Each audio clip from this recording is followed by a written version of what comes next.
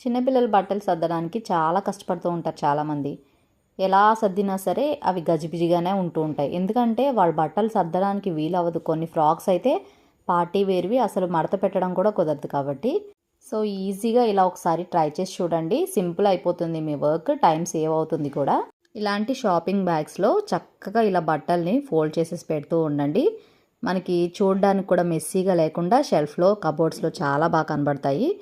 Girls అయితే చాలా frocks ఉంటాయి కదండి. సో ఇలాంటివన్నీ మడత పెట్టడానికి వీలవునప్పుడు ఇలాంటి బ్యాగ్స్లో సర్దుతూ ఉండండి.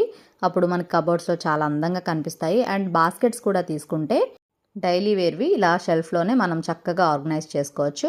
సో మనకి మెస్సీనెస్ లేకుండా టైం అనేది సేవ్ అవుతుంది అండ్ చూడడానికి బాగుంటుంది. ఎక్కువ శ్రమ పడని అవసరం లేదు.